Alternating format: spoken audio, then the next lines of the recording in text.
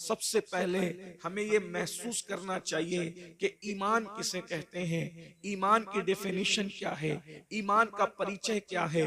अगर हमें पता चल जाए कि ईमान किसे कहते हैं, जाहिर सी बात है ईमान को तहफ्फुज़ हम उसी वक्त जो है वो फराहम कर सकेंगे, हम उसी वक्त ईमान की हिफाजत कर सकेंगे जब हमें ईमान पता होगा ईमान कहते किसे हैं। लेकिन एक सच्ची बात, आप बुरा नहीं माने तो ये कही जा सकती है, आज मेरी कौम को पता ही नहीं है कि ईमान किसे कहते हैं। हमें ईमान भी नहीं पता। जिस कौम को ईमान नहीं पता वो कौम अपने ईमान की हिफाजत कैसे करेगी। कितना बड़ा अलमिया है कि अल्लाह के बारे में क्या अकीदा रखना चाहिए, हमारी नई नस्ल को नहीं पता है। रसूलुल्लाह के बारे में अकायद क्या होना चाहिए, हमारी नई नस्ल को नहीं पता है। आखिरत के बारे में क्या अकीदा होना चाहिए, हमारी नस्ल को नहीं पता है। अगर ईमानियात के बाब में ईमान किसे कहते हैं अगर दो जुमलों में बयान किया जाए तो मैं इतना कह सकता हूं, अल्लाह के रसूल सल्लल्लाहु अलैहि वसल्लम अल्लाह की तरफ से जो कुछ लेकर के आए उसको दिल से मानना और जबान से उसका ऐलान करना, इसका नाम ईमान है। दिल से मानना और जबान से ऐलान करना, इकरार करना, इसका नाम ईमान है। हुजूर जो कुछ लेकर के आए, अपनी अक्ल का घोड़ा नहीं दौड़ाना, हुजूर जो कुछ लेकर आए हमें मानना है। और याद रखना ईमान की ताकत क्या है, ईमान की कुव्वत क्या है। बड़ी बड़ी ताकतें, हथियार की ताकतें जिसके सामने सजदा रेज है उसे ईमान कहते हैं। ईमान कितना पावरफुल है, ईमान कितना अजीम है, ये ईमान ही है।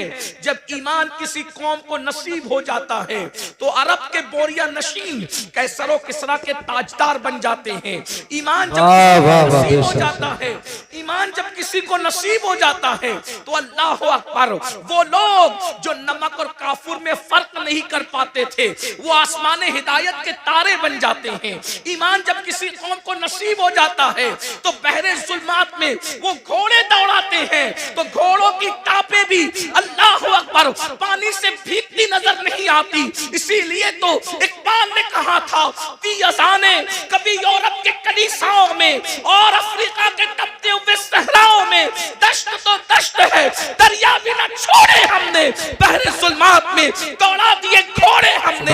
ईमान क्या है? अल्लाह अकबर। ईमान इतनी अजीम ताकत है कि फरिश्ते भी ईमान वालों को रश्क की निगाह से देखते हैं। ईमान इतनी अजीम कुव्वत है कि अल्लाह अकबर, दीवान गाने इश्क़े मोहम्मद को देखकर घबरा गई है गर्दिशे दौरा, कभी कभी गर्दन में हाथ डाले हैं माहो नुजुम ने, गुजरा इन हदों से मुसलमान कभी कभी ईमान कामिल नसीब हो जाता है तो फरिश्ते बाज नीचे रह जाते हैं, मोमिने कामिल का मर्तबा उससे बुलंद हो जाता है। अल्लाह अकबर। अरे ये ईमान ही है। जब मोमिन अपनी कब्र में जाता है तो नकीरैन उसकी ताजीम करते नजर आते हैं।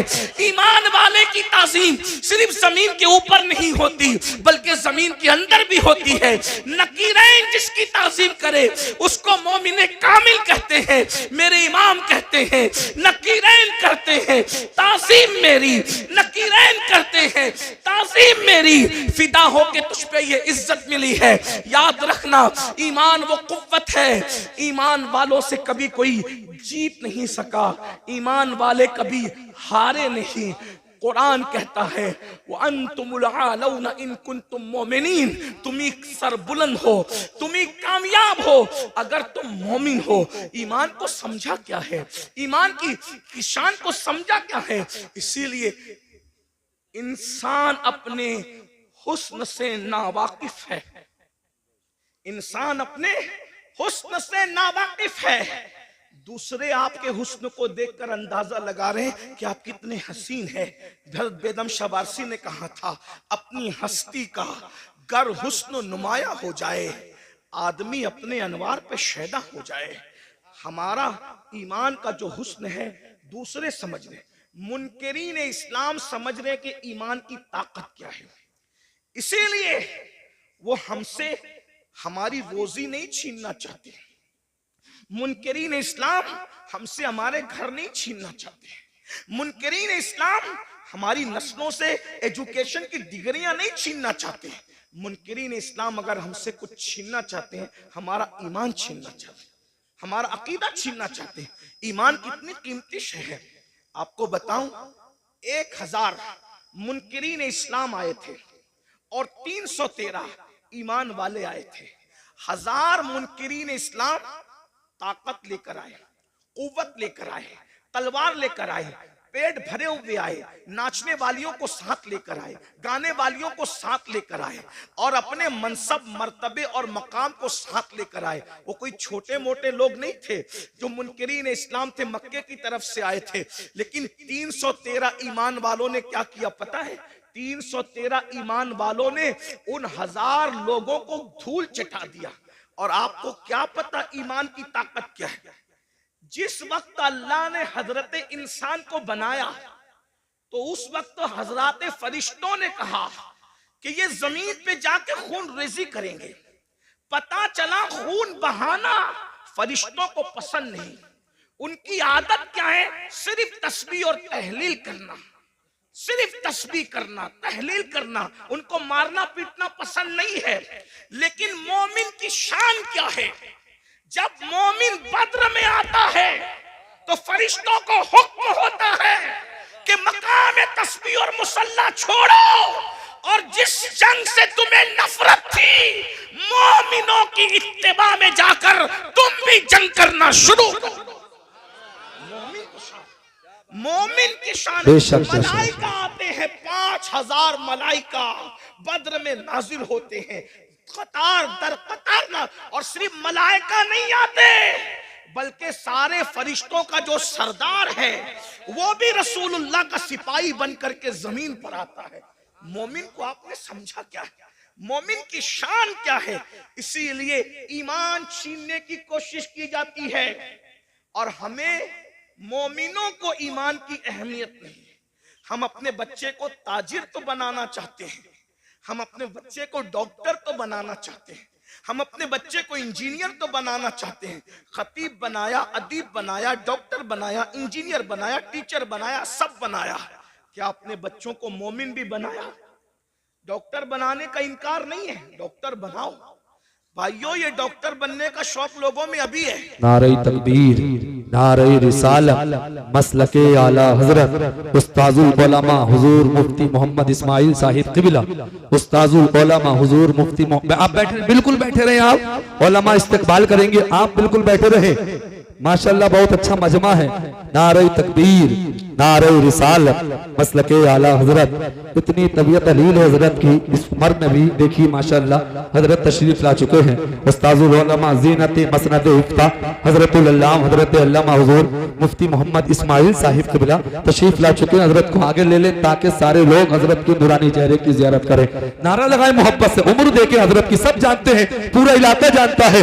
नारे तकबीर, पीछे वाले भी जरा आवाज बुलंद आवाज से नारा लगाए।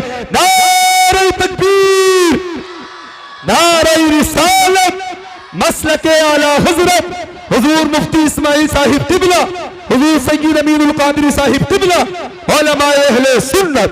सुभान अल्लाह। माशाअल्लाह।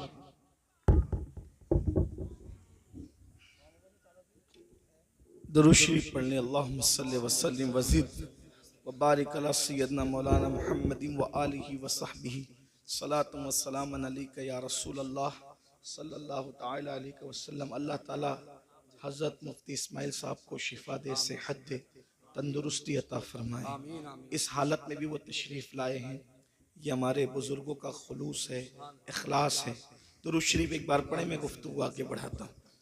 रब्बे सल्ले व सल्लिम दाइमन अबदा अला हबीबिका खैरुल खल्क़ि कुल्लिहिम सलातु व सलामुन अलैका या जद्दल हसन वल हुसैन व अला आलिका व अस्हाबिका या जद्दल गौसस सकलैन। तो डॉक्टर बना रहे, टीचर बना रहे, इंज सब बना रहे, इनकार नहीं। बनाइए। दुनिया में डॉक्टर बनने का शौक अभी पैदा हुआ। मुसलमान उस वक्त साइंसी उलूम का इंकिशाफ कर रहे थे जब लोग साइंस से नावाकिफ थे। इसका सबूत अगर देखना है तो आप कुरान की उन आयात को पढ़ करके देखें जो साइंसी उलूम का इंकिशाफ करती नजर आती। इसीलिए आज जितने साइंसदान हैं कोई ये नहीं कहता कि हम सर्च कर रहे हैं। पढ़े लिखे लोगों की तवज्जो चाहता हूं। आज कोई साइंसदान ये नहीं कहता कि हम सर्च कर रहे हैं। हर साइंसदान क्या कहता है? हम रिसर्च कर रहे हैं। तो रिसर्च का मतलब क्या है? पहले जो सर्च हो चुका, रिसर्च उसी का तो होता है। इसका मतलब साइंस आज भी ये मानने को तैयार है कि पहले किसी ने सर्च किया था, उसी की रिसर्च हम कर रहे हैं। तवज्जो फरमाएं। तो ये सर्च किसने किया? ये सर्च किसने किया? आप कुरान उठाकर देखें तो पता चलेगा। मां के पेट में बच्चा कब किस वक्त किस शक्ल का होता है, हर मजहब खामोश है। अगर कोई जवाब दे रहा है वो इस्लाम है और सिर्फ इस्लाम है। सुभान अल्लाह, सुभान। आप देखें ना, ये जो सर्च पेश है, आज लोग रिसर्च कर रहे हैं। सर्च तो हमने किया है, तलाश तो हमने किया है। अल्लाह अकबर। इसी तरीके से फिरौन की मम्मी के बारे में, उसकी लाश जो म्यूजियम में पड़ी हुई है, उसके बारे में जब पीएम किया गया तो डॉक्टर और साइंसदान इस नतीजे पे पहुंचे कि ये समुंदर में डूब करके मरा है। ये रिपोर्ट थी उसके पीएम की। लेकिन सोचा कि आखिर ये डूब के मरा, समुंदर में डूबने वाला बाहर कैसे निकल सकता है? सारे मजाहिब की किताब खामोश थी। इस्लाम ने कहा, कुरान ने कहा कि हमने तेरी लाश को इसलिए बचाया ताकि हम तुझे लोगों के लिए इबरत बना दें। देखो कुरान बोलता नजर आया। मेरे भाइयों, ईमान की, इस्लाम की अजमत को समझो। हमें वादहू ला शरीक, खुदाए हक, माबूदे बरहक का पता मुस्तफा जाने रहमत ने बताया। वरना कहीं तो हजरत ईसा की इबादत हो रही है, कहीं तो हजरत मरियम की इबादत हो रही है, कहीं तो हजरत उज़ैर की इबादत हो रही है, कहीं तो चांद की इबादत हो रही है, कहीं तो सूरज की इबादत हो रही है, कहीं तो गोबर और मिट्टी की इबादत हो रही है, कहीं तो दरख्त और दरिया की इबादत हो रही है। अरे तुम कितने खुश नसीब हो कि तुम्हें वो खुदा मिला है। वो और लोग हैं दुनिया के अंदर जो खुदा को बनाकर पूजते हैं। लोगों का खुदा वो है जो लोग बनाते हैं। मुसलमानों का खुदा वो है जिसने कुन कहकर कायनात को जिंदाबाद, जिंदाबाद। नारे तकबीर, नारे रिसालत। लोगों का खुदा वो है जिसकी तस्वीर बनती है। मुसलमानों का खुदा वो है जो तसव्वुर में भी नहीं आता। औरों का खुदा तस्वीर में आता है, हमारा खुदा तसव्वुर में भी नहीं आता। हमारा खुदा इतना बुलंद है, अरे जो तसव्वुर में नहीं आता वो हमारा खुदा है। अल्लाह अकबर। और फिर लोग अजमत का अंदाजा क्या लगाएं जब मुहम्मदुर रसूलुल्लाह उसके बनाए हुए बंदे की अजमत की हकीकत को लोग न जान सके। जब उसका बंदा इतना बेमिसाल है तो वो खुदा कितना बेमिसाल बात है। जिंदाबाद, जिंदाबाद। ईमान की अहमियत को समझो। कौन सा मजहब हमें नसीब हुआ है। इसीलिए आज हम ईमान की, मुसलमान ईमान की अहमियत नहीं समझ पा रहा है। मुनकिरीन इस्लाम अहमियत समझ गए, इसीलिए वो ईमान छीनना। वो जानते हैं जब तक इनके पास ईमान रहेगा इनको ज़ेर नहीं किया जा सकता, इनको तबाह नहीं किया जा सकता, इनको बर्बाद नहीं किया जा सकता। छीन लो इनसे ईमान। इनके पास दाढ़ियां रहे चलेगा, इनके पास टोपियां रहे चलेगा, इनके पास मदरसे रहे चलेगा, इनके पास स्कूल रहे चलेगा, इनके पास जो वो सर्टिफिकेट रहे चलेगा, इनके पास ईमान नहीं रहना चाहिए। इसीलिए ईमान छीनने के लिए मंसूबे बन रहे हैं, अलग अलग मंसूबे, दाखिली मंसूबे, खारजी मंसूबे। बहुत खतरनाक चैलेंजेस का हमें सामना है। और आप आज हमें बच्चा डॉक्टर बने, इंजीनियर बने, ताजिर बने, उसका मुस्तकबिल सुधर जाए, सबको फिक्र है। अगर फिक्र नहीं है, ईमान की फिक्र नहीं है। नबियों की फिक्र क्या थी? अच्छा कुछ तो इतने देर होशियार है, कहते हैं मौलाना हमारे बच्चे थोड़ी बिगड़ेंगे। और तू कौन सा दीन पर है जो तेरे बच्चे दीन पर कायम रहेंगे? किस बिगड़ने की, सुधरने की बात करते हो? जिस कौम को कलेमा पढ़ना नहीं आता है। हमारे बुजुर्गों ने कहा कि निकाह की महफिल में जाओ तो कलेमा पढ़ाओ तो नहीं पढ़ पाते, तो जो शादी की खुशी के मौके पर काजी के पढ़ाने पे कलेमा नहीं पढ़ पाते, वो मौत के इस्तिराब में क्या कलेमा पढ़ पाएंगे? हैं? बताए ना। आप किस ईमान की बात करते हैं? आप किस ईमान और अकीदे की बात करते हैं? भाइयों मेरी कौम को कलेमा नहीं आता है। उन्होंने गाने तो हिफ्ज कर रखे हैं। कुरान की कितनी आयतें हिफ्ज है, जरा अपने आप में डूब कर सोचो। मैं कोई डांट पीटने नहीं आया, आपको कोसने नहीं आया, लेकिन ये महफिल एहतिसाब की महफिल है। ये महफिलें जन्नत बांटने की महफिलें नहीं है, मैं इसका कायल नहीं हूं। इसलिए कि हम लोग फिक्र रजा के वारिस, फिक्र रजा हमारी मुहाफिज, हम वो लोग नहीं है कि कहा इसको देखो उसको देखो जन्नत मिलेगी। मैं इसका सख्त मुखालिफ हूं। जो कौम गुस्ले जनाबत से ना वाकिफ हो, तुम इसको क्या जन्नत बांट रहे हो, बेवकूफ बनाते हो। अल्लाह को हमें मुंह नहीं दिखाना है, खुदा को क्या मुंह दिखाओगे हैं? बताओ तो सही। जब वो सुन लेंगे कि मुफ्ती इस्माइल साहब के चेहरे को देख के जन्नत मिलती है, अमीनुल कादरी के चेहरे को देख के जन्नत मिलती है, मुफ्ती जलीस साहब के चेहरे को देख के जन्नत मिलती है, बेवकूफ है फिर वो फजर में उठेंगे? बेवकूफ है वो फजर में उठेंगे? नहीं मेरे भाई, हमें अपनी कौम पे इतना जुल्म नहीं करना चाहिए। जो कौम कलमा याद ना रखे वो कौम कैसे जन्नत में जाए? कुछ लोग हमसे लड़ते हैं कि तू लोगों को मायूस करता। मैंने कहा मैं मायूस नहीं करता। हम कैसे मायूस कर सकते हैं? हमारे यहाँ तो ईमान की डेफिनेशन ही है, अल ईमान व बैनल खौफ व रजा। ईमान खौफ और उम्मीद की दरमियानी कैफियत का नाम है। हम कौम को मायूस क्यों करेंगे? लेकिन जो कौम इतनी बेबाक हो चुकी हो कि बड़ी माजरत के साथ, यहाँ के हालात ऐसे नहीं होंगे लेकिन हम पूरा हिंदुस्तान घूमते हैं और बड़ी बात नहीं करते, दुनिया में भी जाते हैं हिंदुस्तान के अलावा। लोग इतने गाफिल हो गए अपने दीन से कि जिनकी निगाहें पाप से उसकी सगी साली महफूज नहीं है, उस कौम को हम चेहरे दिखा के क्या जन्नत बांटेंगे? जिस कौम की निगाह से उसकी चचाजाद बहन महफूज नहीं है, हम उस कौम को क्या जन्नत की बशारतें देंगे? मेरे भाइयों, हालात इतने दर्दनाक हैं। अब हालात तो ये है कि माज़अल्लाह बेटियां जवान हो जाए तो बाज जगह वो बाप की निगाह से महफूज नहीं है। इतनी गफलत का हाल है, खशियत इतनी उठ चुकी है, खशियत रब्बानी उठ चुकी है। मैं जानता हूं हम ग्राउंड रियलिटी के लोग हैं, हम ग्राउंड जमीनी हकायक वाले लोग हैं। हम लोग जानते हैं हालात के तकाजे को। लोग हमारे पास आकर के बातें करते हैं। बाज बच्चियां तलाक पा करके घर आई है तो बाप ने पाप की नजर डाली है, बाज जो है वो बहुएं जवान सुसर की निगाह से महफूज न रह सकी है। ये हकायक है, जमीनी हकायक ये है। मेरे भाइयों, जिस कौम के अंदर से खौफे खुदा इतना उठ जाए, कहां वो तकवा था, कहां वो तकवा, कहां वो तकवा कि सैयदना उमर इब्ने खत्ताब जैसी हस्ती जिन्होंने रसूलुल्लाह की जियारत की है, और खौफ का आलम यह है कि चेहरे पर आंसुओं के निशान है। अल्लामा इब्नुल जौजी अपनी किताब में लिखते हैं कि एक मर्तबा फारूक आजम अपने घर के दरवाजे पर बैठे, फारूक आजम घर के दरवाजे पे बैठे हैं और चेहरा गली की तरफ किया हुआ है। जरा गौर से सुनना, चेहरा गली की तरफ किया हुआ है और दरवाजे पे बैठे हैं। एक सहाबी आते हैं, चले जाते हैं सलाम करके, कुछ देर के बाद आते हैं तो फारूक आजम उसी तरह दरवाजे पे बैठे हुए हैं।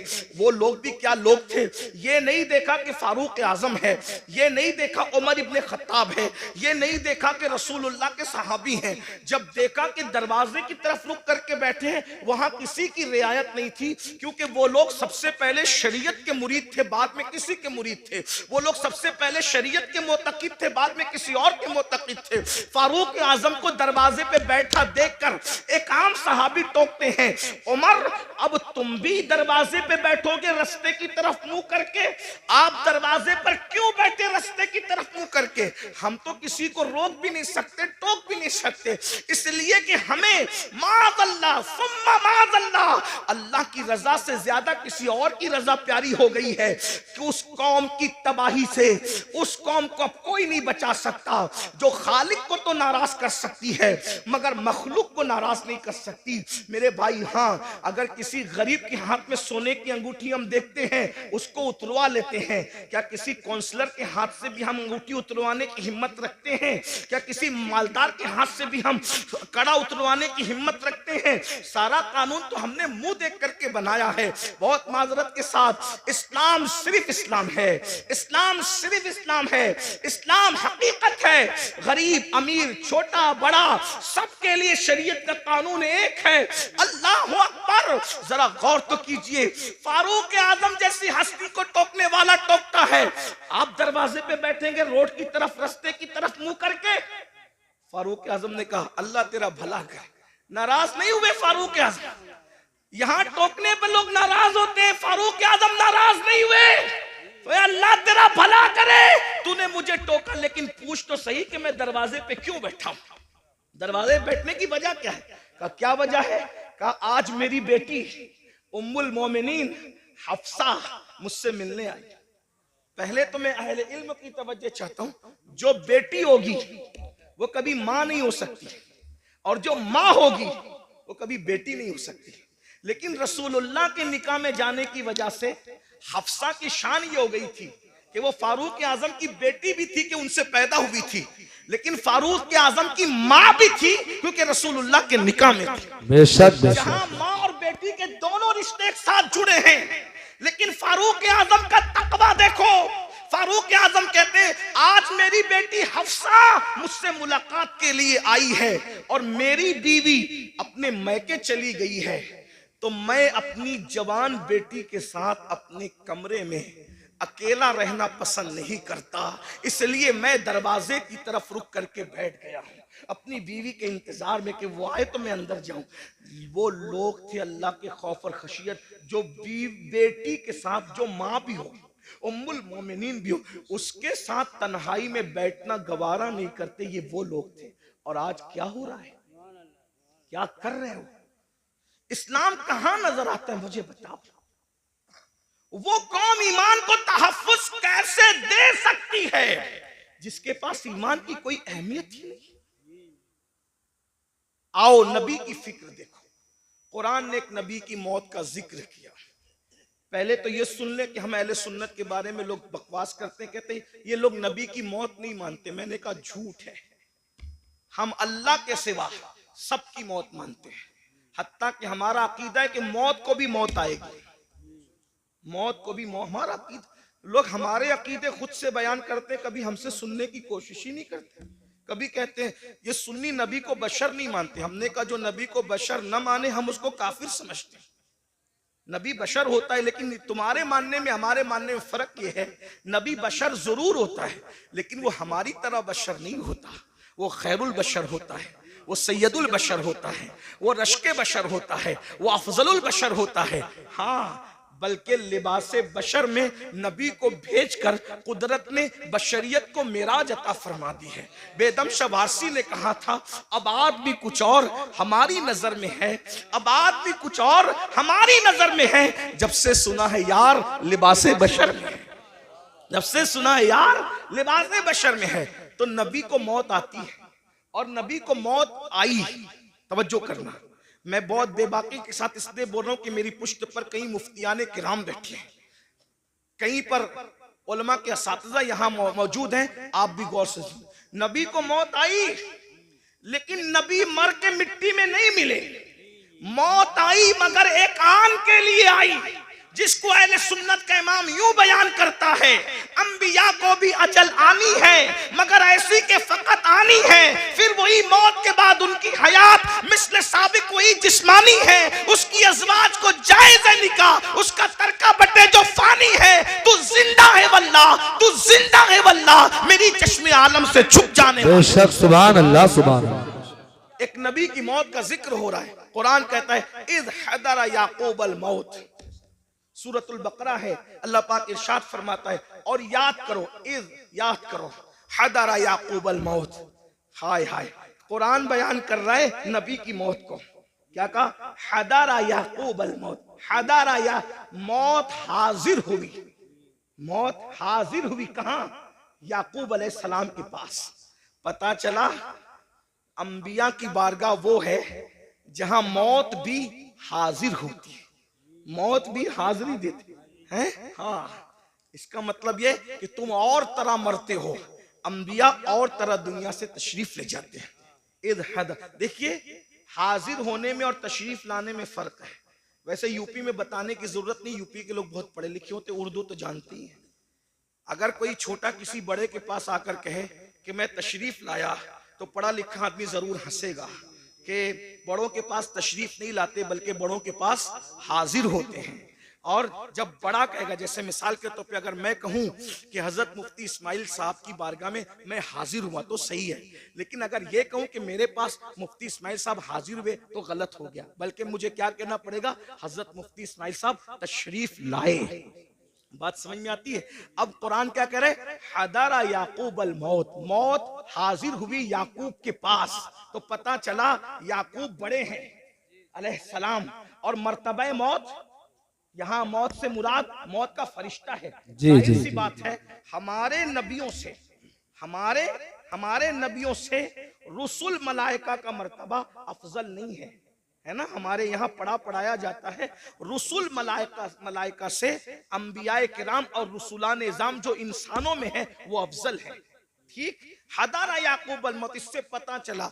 और फिर उसके बाद क्या कुरान कहता है, जब मौत हाजिर हुई तो कुरान कहता है हजरत याकूब अलैहिस्सलाम ने अपने बच्चों को, पोतों को, बेटों को, सबको जमा किया और क्या कहा, इज़ क़ाल लिबनी मा ताबुदून मिन बादी, कि तुम मेरे बाद किसकी इबादत करोगे।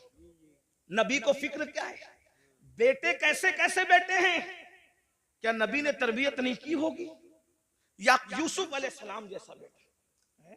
इसी तरीके से उनके और जो 11 बेटे थे, याद रखिएगा वो जो 11 बेटों का तस्करा कुरान में है, हम उनकी बेअदबी नहीं कर सकते क्योंकि वो बिगड़े हुए लोग नहीं थे। वो तो एक उनकी ऐसी लग्जिश थी जो रश्क की बुनियाद पर हो गई थी, है ना। मगर वो औलादे पैगंबर थे, उनके और उनकी औलादे याकूब अलैहिस्सलाम को फिक्र है तो ये नहीं कि मेरे बच्चे मेरे बाद खाएंगे क्या, क्योंकि रिस्क का वादा अल्लाह ने किया, अल्लाह रज़ाक है। मेरे बाद मेरे बच्चे पहनेंगे क्या, अल्लाह रब है, वो पहनाएगा भी। मेरे बाद मेरे बच्चों का क्या होगा, अरे वो सब कुछ इंतजाम कर देगा।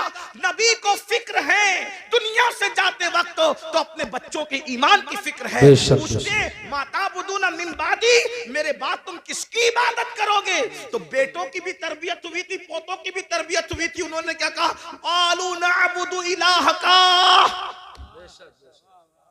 अब यहाँ तौहीद बयान हो रही है, तवज्जो करना, यहीं से ईमान, अब गुफ्तगू का आगाज होता है। ईमान असल क्या है, तौहीद असल क्या है। कालू नाबुदू, हम इबादत करेंगे इलाह का, जो तुम्हारा खुदा है।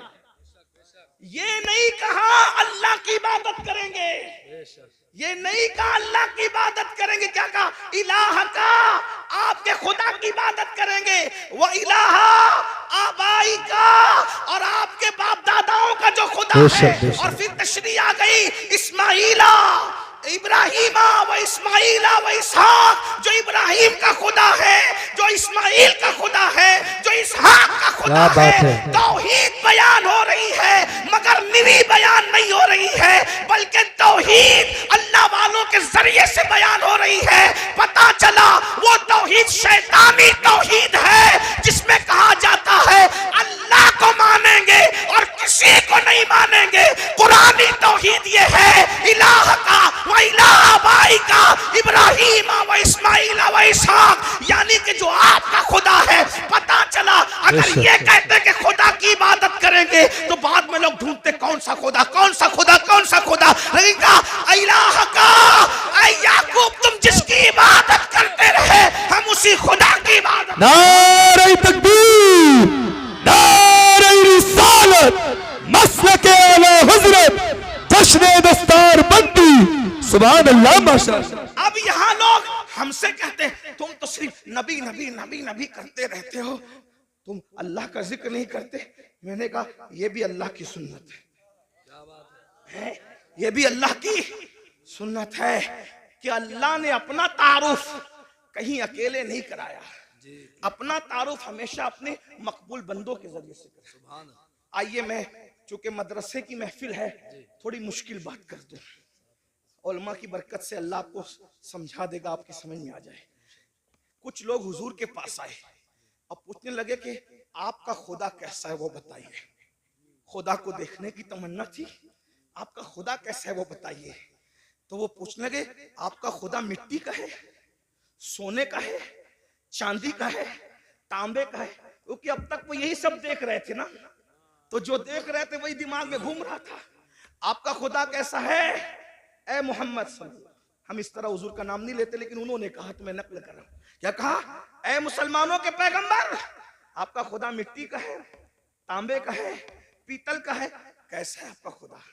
तो अल्लाह ने एक सूरत पूरे कुरान में अपने लिए खास कर, देखो अहले सुन्नत लोग कहते हैं इनको तो नबी के सिवा कुछ नजर नहीं आता, ये शिर्क करते हैं। हमने कहा पागल हुए हो, तुम भी अंग्रेजों की पैदावार में से पैदावार हो, कुरान समझते नहीं।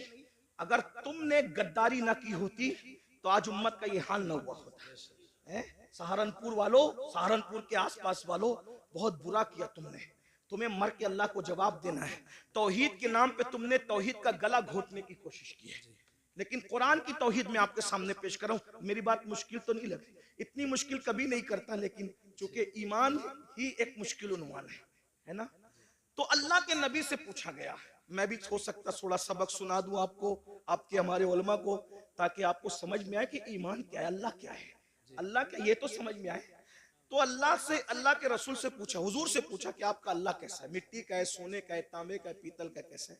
तो अल्लाह ने एक सूरत पूरी सिर्फ अपने लिए कर ली। 114 सूरतों में एक सूरत अल्लाह के लिए, हर सूरत में सबका बयान है। सूरह फातिहा इतने मजामीन है कि जिंदगी खत्म हो जाए मजामीन खत्म ना हो, यही कुरान का मौजज़ा है। तौरात के सारे मजामीन, इंजील के सारे मजामीन, जबूर के सारे मजामीन, साहिफ इब्राहिम और तमाम अंबिया के सहीफों के सारे मजामीन कुरान में, और कुरान पूरा सिमट कर सूरह फातिहा में आ जाता है, और सूरह फातिहा पूरी सिमट कर बिस्मिल्लाह में आ जाती है, और बिस्मिल्लाह पूरी सिमट कर बा में आ जाती है, और बा पूरी सिमट कर बा के नुक्ते पॉइंट में आ जाती है। इस्लाम ने 1450 साल पहले कहा था कि नुक्ता भी बेमाना नहीं होता, इसलिए आज साइंसदान तहकीक कर रहे हैं कि नुक्ते का मतलब क्या है? नुक्ते का मतलब, और मौला अली कहते थे वो बा का नुक्ता मैं ही हूं, बा का नुक्ता नहीं, इसीलिए सूफिया अली को नातिके कुरान कहते हैं, मौला अली को नातिके कुरान कहते हैं। हाँ, बात याद रखना, लेकिन ये भी याद रखना, अली नातिके कुरान जरूर है, लेकिन अबू बकर सिद्दीक का मुक्तदी है। क्या बात है, वाह वाह वाह वाह, बेशक बेशक। अली नातिके कुरान जरूर है, लेकिन सिद्दीक अकबर का वो 2.5 साल तक कहते रहे पीछे इस इमाम के, 10 साल तक कहते रहे फारूक आजम के पीछे इस इमाम के, 12 साल उस्मान गनी के पीछे इस इमाम के। मैं सोचता हूँ पीछे खड़े रहने वाला नातिके कुरान है, तो मर्तबा सिद्दीक अकबर का क्या, मर्तबा फारूक आजम का क्या, मर्तबा उस्मान गनी का क्या होगा। इसी को मेरे इमाम कहते तेरे चारों हमदम है, एक जान एक दिल, अबू बकर फारूक उस्मान अली है। सिद्क को अदलो करम हिम्मत में 4 सुशोरे हैं इन चारों के। ईमान के बड़े तकाजे हैं। तो बहरहाल 114 सूरतें हैं, 114 सूरतों में हर सूरत में किसी में जन्नत का जिक्र है तो जहन्नम का भी। एक बात अर्ज करूं, आप बहुत अच्छे से सुन रहे तो हिम्मत कर रहा हूं, कुरान की यही शान है। अभी हिफ्ज की गालिबन दस्तार होगी है, साथ हाफिज बने। एक बात आपके सामने रखो, जिस किताब में साइंस बयान होता है उसमें अलजेब्रा नहीं बयान होता, और जो अलजेब्रा की किताब होती है उसके अंदर ज्योग्राफी बयान नहीं होता। जो ज्योग्राफी की किताब होती है उसके अंदर जो है वो मजहब बयान नहीं होता, और जिसमें मजहब बयान होता है उसके अंदर साइंस बयान नहीं होता, है ना। ऐसे ही अगर आप मजहब की किताब में ज्योग्राफी बयान करें तो मजमून बदलने से सारी गड़बड़ हो जाए। जैसे शायर लोग अभी नात पढ़ रहे थे, कलाम पढ़ते, अगर ये नात पढ़ते पढ़ते लका बद्रुन फिल वजहिल अजमल खतहाले माजुल्फ अब्रे अजल तुरे चंदन चंद्रो पुरो कुंडल रहमत की भरन बरसा जाना, ये शेर पढ़ते और साथ में गालिब का ये जोड़ देते कि कल 14वीं की रात थी शब्बर रहा चर्चा तेरा, कुछ ने कहा कि चांद है, कुछ ने कहा चेहरा तेरा, हम भी वहां मौजूद थे, हमसे भी सब पूछा किए, हम चुप रहे, हम हंस दिए, मंजूर था पर्दा तेरा। कुछ लोग चप्पल उठा लेते कम बखत, कम से कम नात का तकद्दुस तो देख, कहाँ वो चेहरे बद्दुहा और कहाँ गालिब के महबूब का चेहरा, थोड़ी शर्म तो कर। मजमून बदला, गड़बड़ हुई कि नहीं? ऐसा लगा जैसे मखमल की चादर में टाट का पेवन लग गया। ऐसे ही है ना, बोलो भाई ऐसे है कि नहीं है? एक उन्वान, जैसे अभी मैं उन्वान बयान कर रहा हूं ईमान पर, और ईमान बोलते बोलते अचानक मैं लतीफा बोलने लगूं तो कहेंगे किस मस्खरे को लाके बिठाया है, उलमा का भी ख्याल नहीं किया। अरे 5000 लोग थे, 1 घंटा बर्बाद नहीं किया, बल्कि 5000 लोगों का 1-1 घंटा बर्बाद किया, तो मुसलमानों के 5 घंटे अमीरुल कादिर ने बर्बाद कर दिया। क्यों लाए थे इसको? है कि नहीं भाई ये बात? तो उन्वान बदलता है तो मखमल में टाट का पेवन लगता है। इल्मी दयानत के खिलाफ है उन्वान का बदल देना, और उन्वान बदलता आए तो बोझल हो जाता इंसान। मौत के मौके पर शादी की बात करना मजा नहीं आता, शादी में मौत का जिक्र करना मजा नहीं आता, रोने की महफिल में हंसाना, हंसने की महफिल में रुलाना अच्छा नहीं लगता, बेवक्त की शहनाई अच्छी नहीं लगती। मगर कुर्बान, दुनिया की कोई किताब एक टॉपिक पर है, मगर ये सिर्फ अल्लाह की किताब है, कुरान। कुरान कुरान कुरान की सूरतों को देख लो, अल्लाह अकबर। जन्नत का जिक्र आ रहा है, जन्नत की बागों का जिक्र आ रहा है, हूरों का जिक्र आ रहा है, गिलमा का जिक्र आ रहा है, महलों का जिक्र आ रहा है, जन्नत के अंदर नहरों का जिक्र आ रहा है, अल्लाह अकबर। फरिश्तों का जिक्र आ रहा है, फरिश्तों को का सलाम करने का जिक्र आ रहा है, एक दूसरे के मिलने का जिक्र आ रहा है, हूरों का जिक्र आता है, बड़ी आंखें हैं, जौबनों का उभार है, हुस्न है, ये है, वो है, कंगन है, लिबास है। लेकिन ये बयान करते करते अचानक फिर जहन्नम का जिक्र आता है, लेकिन उन्वान बोझल नहीं करता, बल्कि हुस्न और बढ़ जाता है। अल्लाह अकबर। ये किताब है कानून की किताब, लेकिन इसके अंदर बहारों का जिक्र भी है, जहन्नम का जिक्र भी है, इंसान का जिक्र भी है, जानवरों का जिक्र भी है, चौपाओं का जिक्र भी है, परिंदों का जिक्र भी है, शजर का जिक्र भी है, हजर का जिक्र भी है, शफक का जमाल भी है, उफक की सुर्खी भी है, सितारों की अंजुमन भी है, इंसान का हुस्न भी है, बुढ़ापे के गड्ढे खद्दो खाल भी है, उम्र का सटियापन भी है, आसनुल कसस, किसी के गुमने का जिक्र भी है, किसी के मिलने का जिक्र भी है, किसी के आंख में जाने का जिक्र भी है, गुलजार बन जाने का जिक्र भी है, किसी के जुल्म का जिक्र भी है, किसी के इंसाफ का जिक्र भी है, किसी के तकद्दुस का जिक्र भी है, किसी के ज़िना का जिक्र भी है, किसी की फिक्री आवाज़गी का जिक्र भी है, किसी के फिक्री तकद्दुस का जिक्र भी है। कुरान बयान करता है, मगर बोझल नहीं होते, बल्कि अकीदतें बढ़ती चली जाती है, मजा बढ़ता चला जाता है, और दिल पुकार उठता है। ये किसी इंसान का कलाम नहीं है, ये किसी ऐसी हस्ती का कलाम है जिसे वाकई खुदा कहलाने का हक है। क्या बात है, बेशक, सुभान अल्लाह, माशाअल्लाह। कुरान है 6666 आयतों में पूरी कायनात बयान करके रखती है। सितारों की अंजुमन बयान हो रही है, खलाएं बयान हो रही है, विलायत बयान हो रही है, नबूवत बयान हो रही है, रिसालत बयान हो रही है, फिरौनियत बयान हो रही है, हामानियत बयान हो रही है, कारूनियत बयान हो रही है, खुल्लत बयान हो रही है, मूसा का जलाल बयान हो रहा है, नूह की शुजाअत बयान हो रही है, ईसा का तकल्लुम बयान हो रहा है, मरियम का तकद्दुस बयान हो रहा है, सब कुछ बयान हो रहा है। जुलेखा का प्यार बयान हो रहा है, तो मरियम का तकद्दुस भी बयान हो रहा है, यूसुफ अलैहिस्सलाम की तहारत भी बयान हो रही है। तवज्जो तो करें, एक कुरान है, सब मज़ामीन को समेट लिया, बल्कि क़यामत तक जितने मज़ामीन, हम मर जाएंगे लेकिन हमारी नस्लें देखेगी। हो सकता है अगर ये तकरीर उस वक्त रही तो लोग शायद कहेंगे कि किसी कहने वाले ने मज्जूब की बढ़ नहीं थी, ये सिर्फ अकीदत नहीं थी बल्कि हकीकत थी। आगे मज़ामीन और आएंगे, कुरान ही एक किताब होगी जो हर चैलेंज का जवाब देगी। एक मिसाल पेश करता हूँ, बात अब अपने उन्वान से हटना नहीं चाहता, लेकिन एक मिसाल पेश करता हूँ अच्छे से। देखो, जमीन और आसमान के बीच में क्या है, बोलो क्या है? खला है, खाली जगह है। खला बेकार है, लोग यही समझते थे, जमीन काम की, आसमान काम का, खला बेकार है। लेकिन कुरान ने उस वक्त कहा, तवज्जो करें कुरान का अंदाज, इन्ना फी खल्क़िस समावाति वल अर्द वख्तिलाफ़िल लैली वन नहार लआयातिल लिउलिल अलबाब अल्लज़ीना यज़कुरूनल्लाह क़ियामन व क़ुऊदन व अला जुनूबिहिम व यतफ़क्करून फी खल्क़िस समावाति वल अर्द रब्बना रब्बना रब्बना मा खलक़्त हाज़ा बातिला सुब्हानका फ़क़ीना अज़ाबन्नार। तवज्जो फरमाएं, अल्लाह फरमाता है, दिन और रात के आने जाने में, जमीन और आसमान के इख्तिलाफ में अक्ल वालों के लिए निशानियां हैं, और जो ये अक्ल वाला देख लेता है, अल्लज़ीना यज़कुरूनल्लाह क़ियामन व क़ुऊदन व अला जुनूबिहिम, जो अल्लाह की निशानियों में गौर कर लेता है, वो खड़े होता है भी तो अल्लाह का जिक्र करता, बैठता है तो भी अल्लाह का जिक्र करता, लेटता है तो भी अल्लाह का जिक्र करता, और फिर वो इस बात को कहता है, ये खला, ये जमीन, ये शफक, ये उफक, ये सब सितारों की अंजुमन, ये चांद, ये चांदनी, ये सूरज किरणें, ये सब क्या है, ये पौधे क्या है, ये अल्लाह की मखलूक क्या है। रब्बना मा खलक़्त हाज़ा बातिला सुब्हानका फ़क़ीना अज़ाबन्नार। जो वाकई अकल वाला कहता है, अल्लाह तूने कोई चीज बेकार पैदा नहीं की, खला बेकार नहीं है, दरख्त बेकार नहीं है, शजर बेकार नहीं है, हजर बेकार नहीं, हत्ता के गाय और जानवरों से जो गोबर निकलता है वो भी बेकार नहीं है। देखो, उस वक्त तो कोई सोच सकता था, उस वक्त तो कोई सोच सकता था कि ये बेकार नहीं है। आज सैटेलाइट का निजाम किससे चल रहा है, किससे चल रहा है? ये खला से तो चल रहा है। कुरान कह रहा है, तवज्जो करें, तो मैं क्या कह रहा था आपके सामने, 114 सूरतों में एक ही सूरत है जिसको अल्लाह ने अपने लिए खास किया है, और उसका नाम रखा है खालिस नहीं, हाँ, क्योंकि खालिस से भी और बढ़कर तफजील के साथ है ना, इखलास। खालिस नहीं, इखलास। सुभान अल्लाह, सुभान। अब यहाँ ध्यान देना, तवज्जो, मेरी बात समझ में मुश्किल तो नहीं लग रही है? बात समझाने में कामयाब हूँ? सर पे से तो नहीं जा रही है? हाँ, इखलास, एक ही सूरत है इखलास। अब मैं थोड़ा सा अपने लबो लहजे में बात करता हूँ। इखलास किसे कहते हैं? हम कहते हैं ना भाई, इखलास के साथ काम करो, मतलब किसी के लिए ना करो, एक के लिए करो। तो जो जिसमें दो आ जाए वो खालिस नहीं रहता, इखलास कैसे हो सकता है? जैसे अगर दूध में पानी मिला दिया तो खालिस रहा?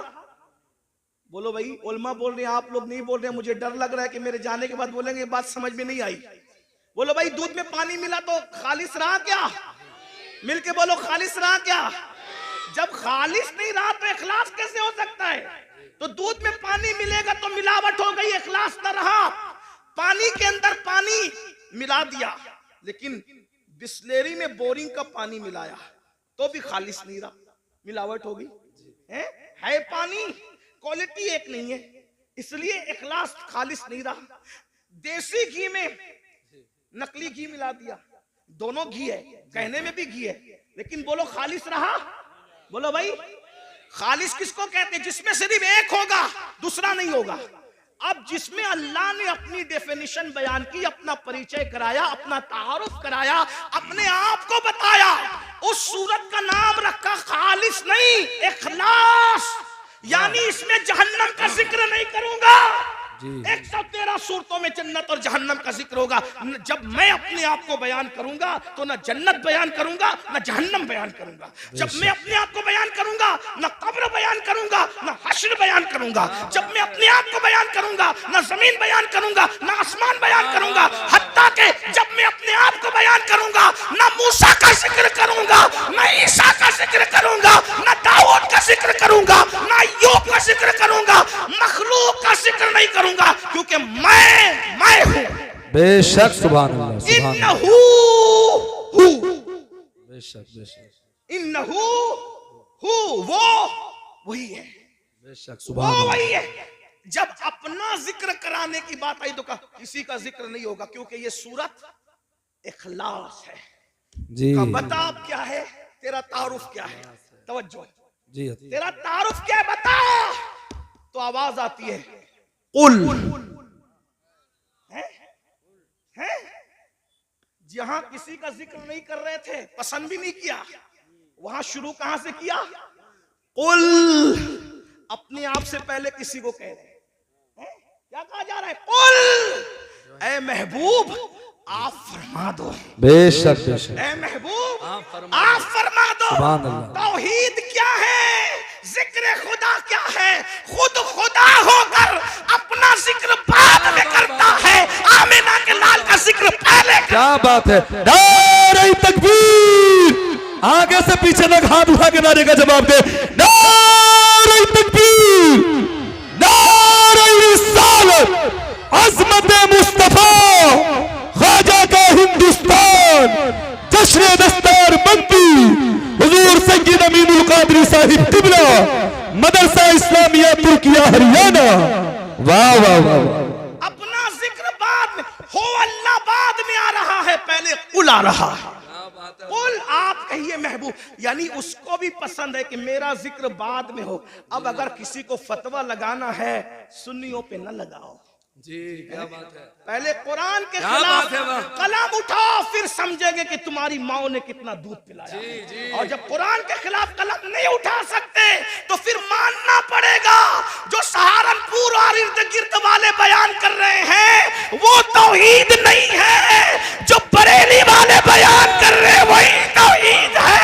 वही रब है जिसने तुझको हमतन करम बनाया, हमें भीख मांगने को तेरा आसना बताया, तुझे हमद है खुदा खुदाया तुझे हमद है खुदाया। वो कवारी पाक मरियम वो नफख्त फीही का दम है अजब निशाने आजम, मगर आमिना का जाया वही सबसे अफजल आया, वही सबसे अफजल आया। यही बोले सिदरा वाले चमने जहां के थाले सभी मैंने छान डाले, तेरे पाए का न पाया तुझे यक ने यक बनाया, तुझे हमद है खुदाया। अरे ओ खुदा के बंदो कोई मेरे दिल को ढूंढो, मेरे पास था अभी तो अभी क्या हुआ खुदाया। न कोई गया ना आया, न कोई गया ना आया, हमें ऐ रजा तेरे दिल का पता चला मुश्किल दरे रोजा के मुकाबिल वो हमें नजर तो आया।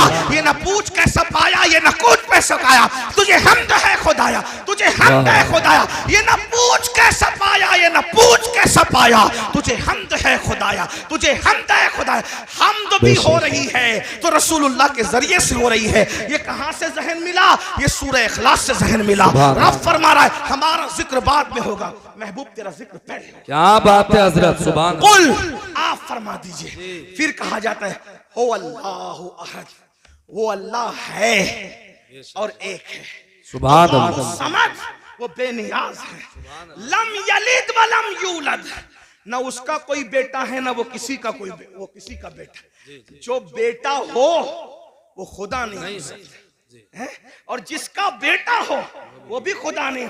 हमसे क्यों लड़ते हैं लोग, कहते हैं कि हमारे फुला तो वहां वहां पैदा हुए। हमने कहा जो पैदा होता है वो खुदा ही नहीं होता।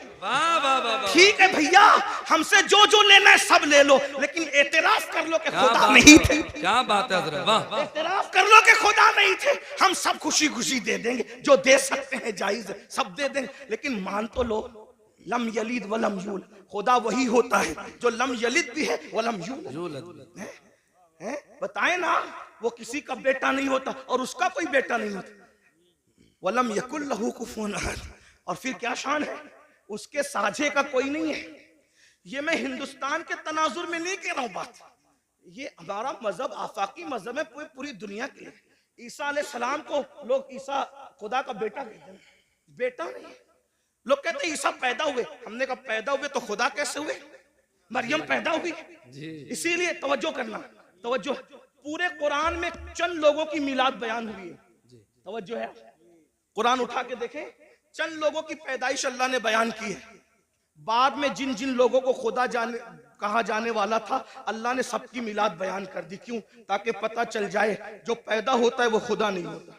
ईसा अलैहिस्सलाम की पैदाइश, हत्ता कि ईसा अलैहिस्सलाम की अम्मी के पेट में जो दर्द उठा उस दर्द को भी बयान कर दिया। इतना पक्का बयान किया ताकि कोई इनकार ना कर सके कि ये पैदा नहीं हुए थे। क्यों? इसलिए कि पैदाइश ही से तो जड़ कटती है शिर्क की। क्या बात है, पैदाइश से तो जड़ कटती है शिर्क की। इसीलिए ईसा की विलादत अल्लाह ने बयान किया कि लोग ईसा को खुदा ना कहें, और हम मुस्तफा जाने रहमत की विलादत इसलिए बयान करते हैं और उनका मिलाद इसलिए मनाते हैं कि कोई उनको खुदा ना कहे। इसलिए कि तो लोग कहते हैं मिलाद बनाना भी शिर्क है। मैंने कहा मुल्ला जी थोड़ी तो शर्म करो, मिलाद उसी की होती है जो खुदा नहीं होता।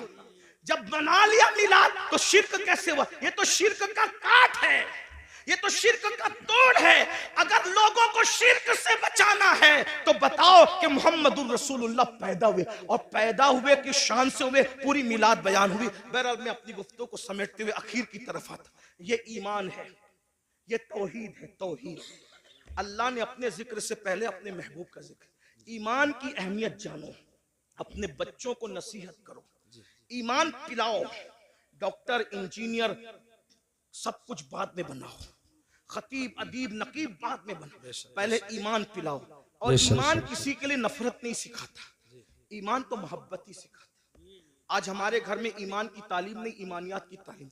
बताओ, और आसान जबान में बता दूं, ईमान अगर सिखाना है नहीं कुछ आता ना, तो जो सुन्नी आलिम दीन संजीदा तौर पे आपके बच्चों को ईमान सिखा सकता, उसकी कैसेट, उसका बयान आप रोजाना घर में 1 घंटा चलाओ, ईमान मजबूत होगा। ईमान की बरकत क्या है? सुभान अल्लाह। अगर इंसान के पास सिर्फ ईमान है तो भी वो कामयाब है। इसीलिए आज ईमान छीना।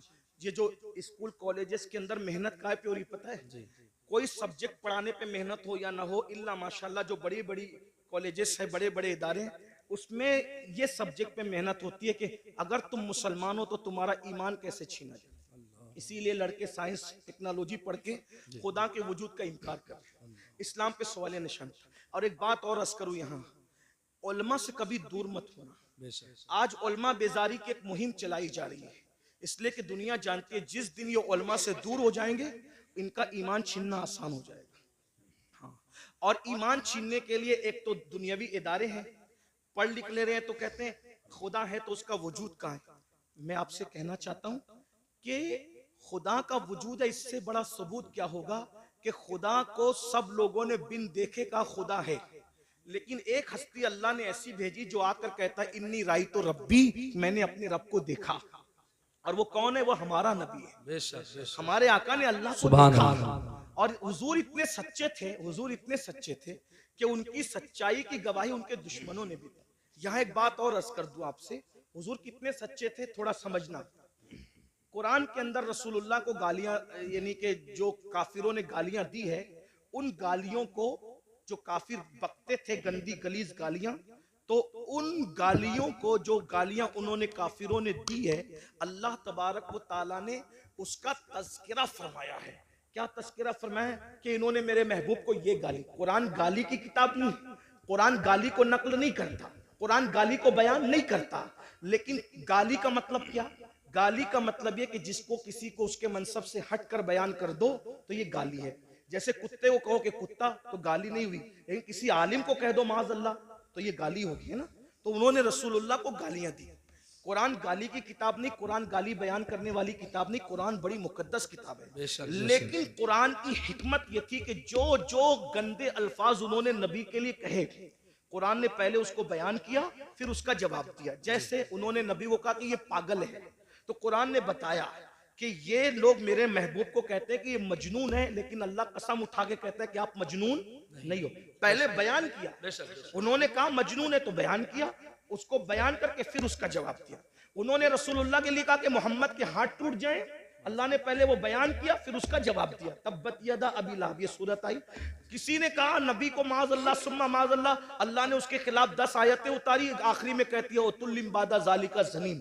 लेकिन इसी तरह उन्होंने कहा ये जादूगर है, कुरान ने बयान किया कि ये मेरे महबूब को जादूगर कहते हैं, मेरा महबूब जादूगर नहीं है। कुछ लोगों ने कहा इन पे जादू का असर हुआ है, तो कुरान कहता है मेरे महबूब को ये कहते हैं जादू का असर हुआ है, लेकिन मेरे महबूब पे जादू का असर नहीं। बोलो भाई, बात समझ में आती है? बात समझ में आती है? कुरान गाली की किताब नहीं, कुरान के अंदर गाली बयान नहीं हो सकती, लेकिन हिकमत ये थी, उन्होंने कहा पागल पहले बयान हुआ उसका जवाब हुआ, उन्होंने कहा जादूगर पहले बयान हुआ उसका जवाब हुआ, उन्होंने कहा ये पहले बयान उसका जवाब। क्यों ऐसा हुआ? हिकमत क्या थी? तवज्जो, छोड़ दो भाई, हिकमत क्या थी? तवज्जो, हिकमत क्या थी? बहुत नाजुक बात आई। उन्होंने जो जो कहा कुरान बयान करके जवाब दे रहा है। हिकमत क्या थी?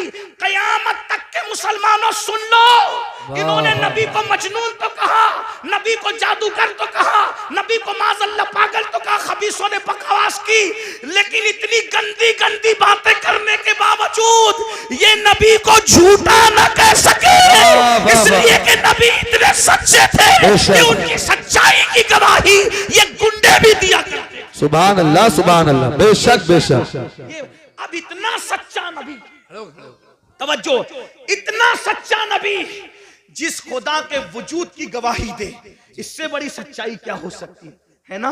तो अल्लाह का वजूद है, ये आसमान, ये जमीन, ये सितारे, ये सैयारे, ये सब बता रहे हैं। आज कॉलेज और स्कूल बात सबसे नहीं, इल्हाद फैल रहा है।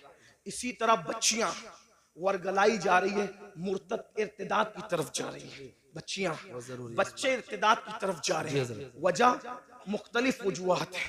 नंबर 1, हमने अपने बच्चों को सब सिखाया। मेरा वक्त पूरा हो रहा है, आप तवज्जो फरमाए, मैं बात समेट रहा हूं। बच्चों के इर्तिदाद की वजह सब सिखाया, ईमान नहीं सिखाया, दीन नहीं सिखाया। देखो हमारे यहाँ दीन नहीं सिखाया जाता, नतीजा बच्चियां पढ़ लिख ले रही है, दूसरों के बहकावे में आ रही है। छोटा सा चुटकुला छोड़ते हैं, इस्लाम में तो औरत को पर्दे के लिए कहा जाता है। मैंने कहा पर्दे के लिए कहा जाता है तो क्या का ये जुल्म है? मैंने कहा पागल हुए, हमारे यहाँ औरत का दूसरा नाम जन्नत है। क्या है? जन्नत। जन्नत किसे कहते हैं? जन्नत किसे कहते हैं? आप लोगत उठा के देखे तो पता चलेगा, जिन और जिन्ना, जिन और जन्नत दोनों का मादा एक है। ठीक? जिन को जिन क्यों कहते हैं? क्योंकि वो मखलूक छुपी हुई है। और जन्नत को जन्नत क्यों कहते हैं? कि वो भी छुपी हुई है। तो जो छुपी हुई हो उसको जन्नत कहते हैं, है ना। हमारे यहाँ बेटी पैदा हो तो माँ बाप के लिए जन्नत, जवान होकर के नेक बीवी बन जाए तो शोहर के लिए जन्नत, माँ बन जाए उसके कदमों में जन्नत। तो जो जन्नत होती है वही तो छुपाई जाती है। हमारे यहाँ औरत का दूसरा नाम जन्नत है, और जन्नत छुपाने की चीज है। अल्हम्दुलिल्लाह हम औरत को जन्नत से कम नहीं मानते, इसीलिए अल्लाह ने अपनी जन्नत भी छुपा रखी है जो सिदरतुल मुंतहा पर है, और हमने अपनी जमीन की जन्नतों को भी छुपा रखा है जो माँ की शक्ल में, बीवी की शक्ल में, बेटे की शक्ल में। सुभान अल्लाह, माशाअल्लाह। जिन्नात भी छुपे हुए हैं और जन्नत भी छुपी। सुभान अल्लाह। इसीलिए जिन्नात हैं मगर नजर नहीं आते, क्यों? इसलिए कि छुपी हुई मखलूक है। अल्लाह अकबर। तवज्जो करें आप। अर्ज क्या कर रहा था? तो लड़कियों को वर्गलाया जाता है, बहकाया जाता है, और अब हम लोग क्या करते हैं? हम लोग घुटने पर हमला नहीं हो रहा है, हमला सर पे हो रहा है, घुटने ही पकड़ के सहला रहे, घुटने को बचा रहे। मेरे भाइयों, ये तो मालूम करो कि बच्चे मुर्तद क्यों हो रहे, बच्चियां मुर्तद क्यों रहे, इस्लाम की नफरत क्यों है? उसकी कई वजूहात है। नंबर 1, सबसे पहली वजह ईमान न बताना। जब बच्चों को ईमान पता ही नहीं होगा तो वो ईमान बचाएंगे कैसे? नंबर 2, गुर्बत, गरीबी कुफ्र तक ले जा रही है। नंबर 3, बच्चियों की देर तक शादी का न होना, ये बच्चियों को कुफ्र तक ले जा रहा है, और इसके जिम्मेदार आप भी और हम लोग भी हैं। क्यों? इसलिए कि बच्चियों की शादी में ताखीर क्यों हो रही है? माँ बाप को शौक नहीं है बच्चियों को बिठाने का, लेकिन 30 साल 35 साल की बच्चियां हो रही है और हम उनकी शादी नहीं कर पा रहे। क्यों? इसलिए कि कोई उस बच्ची को करने के लिए तैयार ही नहीं है। वजह, इतनी जालिम रसूमात हमने पैदा कर दी है, जहेज के नाम पर, हल्दी के नाम पे, मेहंदी के नाम पे, मांगने के नाम पे, इसके नाम पे, उसके नाम पे, कि बच्चियां 30-30, 35-35 साल की हो जाती है और उनको अच्छे रिश्ते नहीं आते। बहुत माजरत के साथ, ये इलाका बड़ा दीनदार है, लेकिन इतना जरूर कहूंगा, सारी दीनदारी शादी के मौके पे समझ में आती है। सारी दीनदारी शादी के मौके पे समझ में, सिर्फ जुलूस मिलाद में दीनदारी नहीं, शादी के मौके भी दीनदारी बताओ ना। सिर्फ जलसों में दर्द भरी बातें नहीं, शादी के मौके पे भी दीनदारी बताओ। जो लोग मुंह फोड़ के मांगते हैं वो तो मांग ही लेते हैं, जो लोग नहीं मांगते वो लोग भी गरीब घरों में सिर्फ इसलिए रिश्ता नहीं करते हैं कि यहाँ जाएंगे तो कुछ मिलेगा नहीं। एक तो वो है कि जो मांग रहा है, और एक तो वो है जो वहां जा रहा है जहां मिलना जरूरी है। जहां नहीं मिलेगा वहां जाना ही नहीं है, जहां नहीं मिलेगा वहां, बड़ी माजरत के साथ, तू इधर उधर की न बात कर, ये बता के काफिला क्यों लूटा, मुझे रहजनों से गरज नहीं, तेरी रहबरी का सवाल है। मैंने कई जगह ये बात रखी और लोगों ने मेरी बात को कबूल किया। बहुत सारे लोग, नौजवानों ने ये इरादा किया कि इंशाअल्लाह ससुराल से हम एक चांदी का तार भी नहीं लेंगे, एक गिलास भी नहीं लेंगे। ये माहौल बन रहा है मुल्क के अंदर, क्योंकि कुरान कहता है वज़क्किर फ़इन्न ज़िक्र तनफ़उल मुमिनीन, मोमिनों को नसीहत करो कि नसीहत करना मोमिनों को फायदा पहुंचाता है। मेरी कौम के जवानों, अगर सिर्फ तुम YouTube पर मुर्तद होने वाली लड़कियों की वीडियो शेयर करके दर्द भरी बातें करोगे तो इस मुनाफिकत से काम होने वाला नहीं है।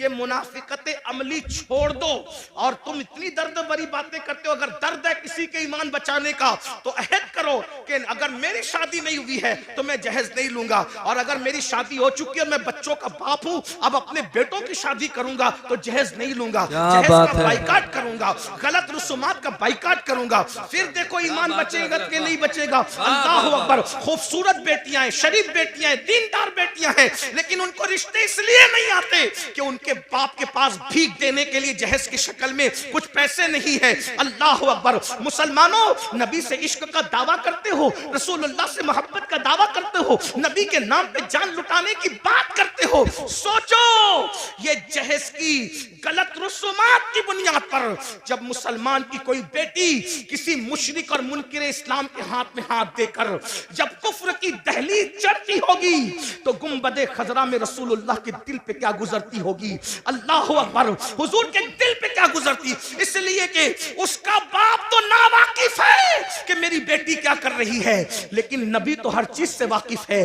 जिसकी जात से, जिसकी निगाह से खुदा की जात ना छुपी, उसकी निगाह से किसी मुसलमान बेटी का मुर्तद होना कैसे छुप सकता है। अफसोस है मुसलमानों, मुरादाबाद और गिरद नवा में रहने वाले मुसलमानों, वो रुसूमात पे लानत हो जो रुसूमात हमारी बेटियों को कुफ्र तक ले जा रही है, शिर्क तक ले जा रही है। बताओ, हर साल हज करो, हर साल उम्रा करो, मस्जिद बनाओ, मदरसे बनाओ, बड़ी बड़ी दाढ़ियां रखो, खूबसूरत टोपियां पहनो, कादरी, चिश्ती, नक्शबंदी, रफाई, ये सारे टाइटल लगाओ, और फिर बच्चियों के मुर्तद होने की फिक्र न करो, उनके ईमान जाने की फिक्र न करो।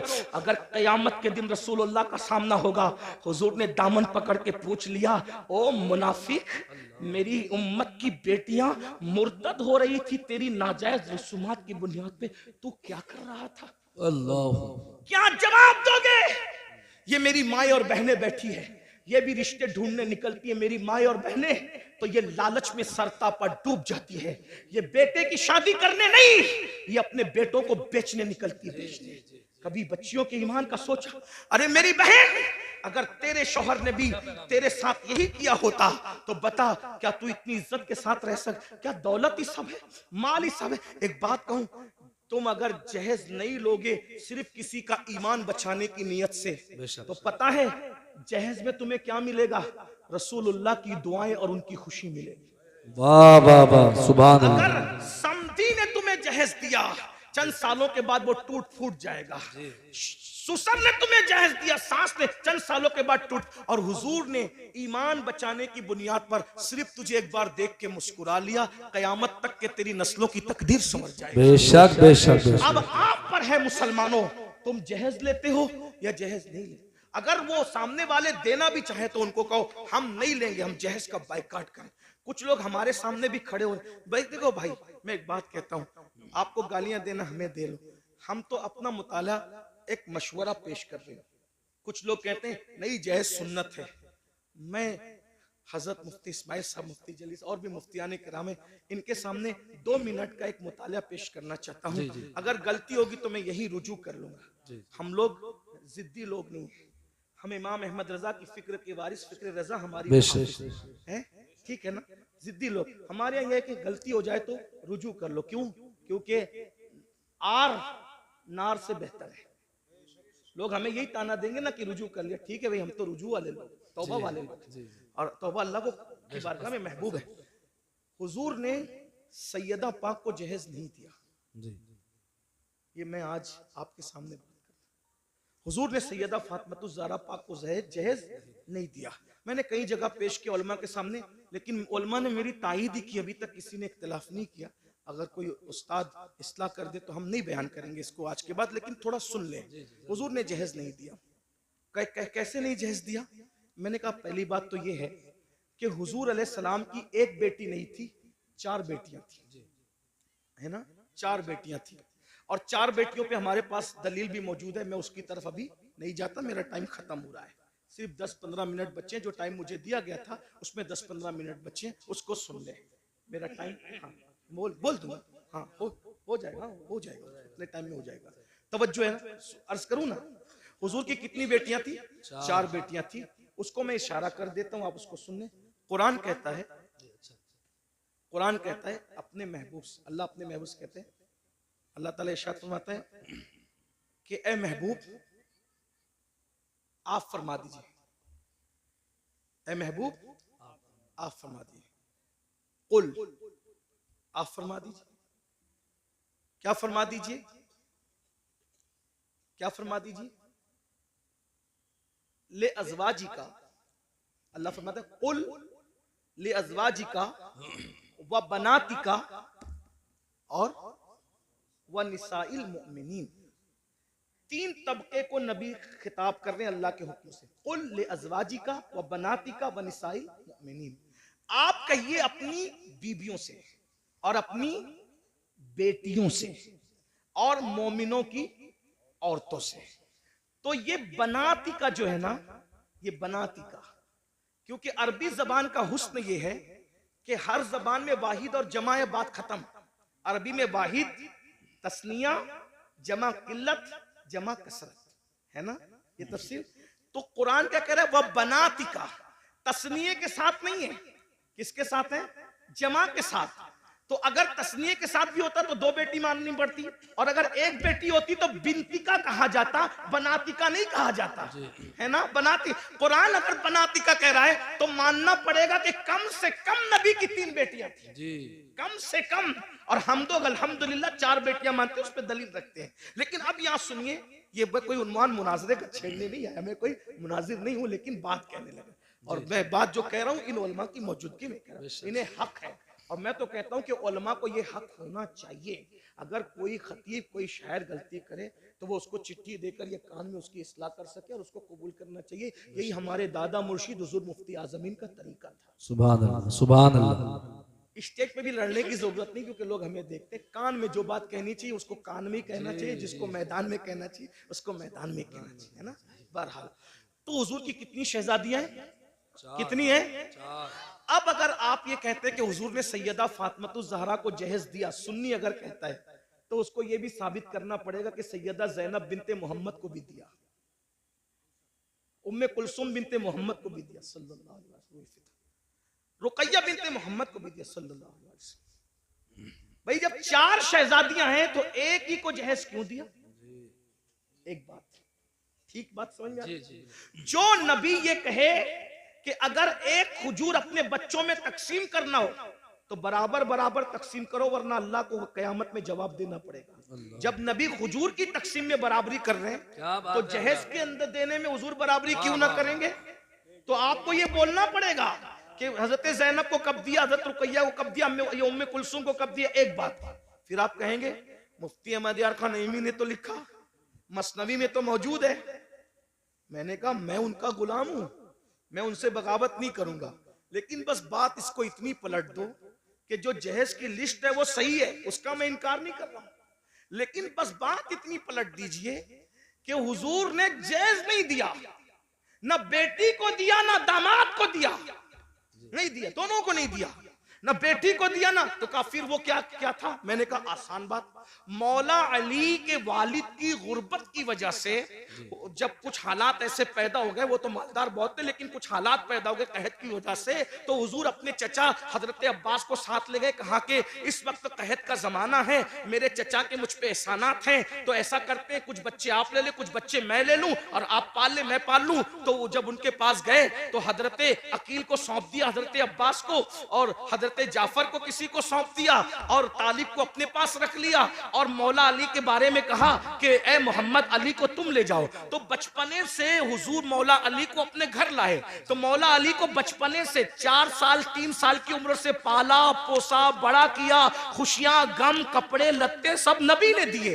बताए बचपने से हुजूर ने पाला। अब अगर मौला अली का निकाह सैयदा फातिमा के साथ ना भी होता तो मौला अली को जिसने पाला पोसा बड़ा किया, कपड़े लत्ते सब तरबियत सबकी, जब अपने भाई की शादी हुजूर कर रहे हैं तो मौला अली का खुद का घर नहीं तो घर दिलाना किसकी जिम्मेदारी है? उस नए घर में सामान पहुंचाना किसकी जिम्मेदारी है? भाई बचपने से जिसने पाला है उसी की तो जिम्मेदारी है। तो हुजूर अलैहिस्सलाम ने ना दामाद को दिया ना बेटी को दिया, वो दामाद ही नहीं था, वो चचा साथ भाई भी था। जब रसूलुल्लाह ने देखा कि मेरे भाई का कोई घर नहीं है तो भाई के लिए घर का भी इंतजाम किया, और घर में कोई सामान नहीं है तो भाई का घर बसाने के लिए सामान का भी इंतजाम किया। लोगों ने उसको गलती से समझ लिया कि दामाद को नहीं दिया भाई, वो अपने भाई को दिया, और अगर तुम भाई को देते हो तो हम तुम्हारी पेशानी चुमने के लिए तैयार हैं। अगर भाई हुजूर ने भाई को दिया दामाद को नहीं दिया, 2 रिश्ते थे ना, इसलिए धोखा हो रहा है। एक तीसरी बात, चले ठीक है, अगर अली मुर्तजा को दिया ही दामाद को जहेज और बेटी फातिमातुज़ ज़हरा को जहेज दिया, तो सैयदना अली मुर्तजा ने जब अपनी बेटी ज़ैनब की शादी की तो कितना जहेज दिया वो बताओ? अपनी बेटी उम्मे कुलसुम की शादी की तो कितना जहेज दिया? जब अली पाक ने जहेज लिया तो दिया, सुन्नत है ना जहेज लेना देना, तो अली पाक ने दिया, साबित करो। सिद्दीक अकबर ने अपनी बेटियों का निकाह किया तो कितना जायज दिया वो साबित करो। अरे जो सिद्दीक अकबर नबी को मुस्कुराता देखे तो भी मुस्कुराए, जब अब्दुल्ला इब्ने उमर मुस्कुराता देखे तो भी मुस्कुराए, कोई हड्डी चूसता देखे तो भी हड्डी चूस करके कहे कि मैं नबी की सुन्नत अदा कर रहा हूं। अगर नबी का अमामा कांटे में उलझ जाए और सहाबा का न उलझे तो वो उलझा उलझा करके कहे कि हम नबी की सुन्नत पे अमल कर रहे हैं। बताइए वो सुन्नतों के इतने आमिल थे, तुम्हें फराइज भी समझ में ना आया और शादी के मौके पे लेने की बात आई तो कहने लगे कि जहेज सुन्नत है। किस साहबी ने जहेज दिया बताओ? अगर सुन्नत ही था तो इस सुन्नत पर उन्होंने क्यों अमल नहीं किया? गौस पाक ने क्यों अमल नहीं किया? गरीब नवाज ने क्यों अमल नहीं किया? फजर में सोते पड़े रहने वाली कौम इस पर क्यों अमल कर रही है? सूद के लुक़्मे खाने वाली कौम इस पे क्यों अमल कर रही है? फराइज समझ में ना आए, जो जिस नमाज के बारे में कहा मेरी आंखों की ठंडक है वो समझ में ना आया और ये सुन्नत समझ में आ गई। इसलिए मेरी अर्ज ये है, ये जहेज की रस्म को खत्म करना होगा। खत्म करो, अहद करो, वरना बेटियां इसी तरह इर्तिदाद की दहलीज पर कुचली जाती रहेगी, एहतजाज की दहलीज पर कुचली जाती रहेगी। मेरी गुजारिश है इसलिए अपने बच्चियों को और बच्चों को मुर्तद होने से बचाना है। शादी इतनी आसान कर दो कि जिना करना मुश्किल हो जाए और मालदार लोग शुरुआत करें। मालदार लोग जहेज न ले, मालदार लोग जहेज न दे, मालदार लोग शुरू करेंगे, बासर लोग शुरू करेंगे, खत्म होगा। और ईमान बचाने की नीयत से शुरू करें। एक तो ये चैलेंज है हमारी तरफ से, आखिरी बात अर्ज कर रहा था बात समेटते हुए। एक तो कि लड़कियां डायरेक्ट मुर्तद हो, लेकिन दूसरी तरफ मुर्तद होने का एक और दरवाजा खुला है जिसकी तरफ हमारी तवज्जो नहीं है कि जब हम रिश्तेदारी करते हैं तो रिश्तेदारी करने में हम जो है वो आशिके रसूल और गुस्ताखे रसूल नहीं देखते। तो चूंकि जो नबी का गुस्ताख है, चाहे गुस्ताखी दाढ़ी वाला करे चाहे गुस्ताखी बगैर दाढ़ी वाला करे, कोई नबी की गुस्ताखी करे तो वो मुर्तद है। कोई गुस्ताखी, नबी की तौहीन, जो तौहीन करे उसके नाम के साथ कोई टाइटल हो या ना हो, नबी की गुस्ताखी क्या है?